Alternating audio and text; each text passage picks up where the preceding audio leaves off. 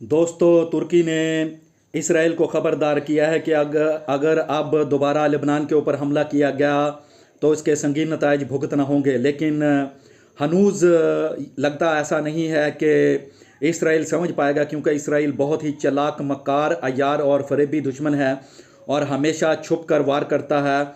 लिहाजा तमाम मुसलमानों को चाहिए कि वो इसके ख़िलाफ़ इकट्ठे होकर कोई ना कोई प्रॉपर चैनल बंदोबस्त करें, क्योंकि इस तरह से ये समझने वाला नहीं है। इसराइल तमाम अरब ममालिक का ना सिर्फ दुश्मन है, बल्कि ये चाहता है कि उनकी सारी की सारी सरजमीन के ऊपर कब्ज़ा कर लिया जाए। दूसरी तरफ आप ईरान और अमेरिका के मुज़ाकरात देखें तो वो बुरी तरह से नाकाम हो गए हैं, लेकिन उन पर कुछ चीज़ों पर इतफ़ाक़ हुआ है। अमेरिका चाहता है कि ईरान डील फ़ौरन साइन करे, लेकिन ईरान चाहता है कि उसके तमाम मुतालबात को पहले तस्लीम किया जाए। और वो मुतालबात क्या हैं? वो बहुत ही साइब मुतालबात हैं। ईरान ने कहा है कि उन्हें ट्रेड करने की मुकम्मल तौर पर आज़ादी दी जाए, और दूसरा यूएनओ में जाकर साइन किया जाए और अमेरिका श्योरिटी प्रोवाइड करे कि दोबारा हमारे ऊपर हमला नहीं किया जाएगा। लिहाजा ये वो तमाम अमूर हैं या वो तमाम अहम नुकात हैं जिनके ऊपर बहस करना बहुत ज़्यादा ज़रूरी है और अमल करना भी बहुत ज़रूरी है।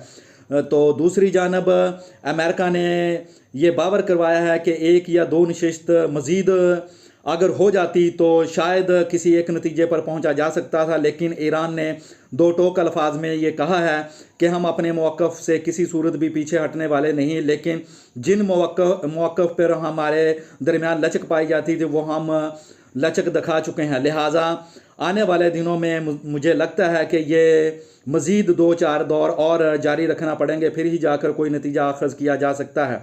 और दूसरा ये है कि अमेरिका को धौंस, धांधली, धमकी अमेज़ रवैये से इज्तनाब करना चाहिए, चूँकि अगर अमेरिका इसी तरह अपने रवैये पर कायम और दायम रहा तो ना सिर्फ खित्ते के अंदर बहुत ज़्यादा बुरा हाल हो जाएगा, बल्कि अमेरिका को भी इसके संगीन नताइज भुगतना होंगे, क्योंकि चाइना और रशिया अब खम ठोंक कर ईरान के साथ खड़ा हो गया है और उसने कहा है कि अब किसी भी सूरत में ईरान के ऊपर हमला नहीं किया जाना चाहिए और ईरान की सलामती का हर सूरत में बंदोबस्त किया जाना चाहिए और एहतराम किया जाना चाहिए। वस्सलाम।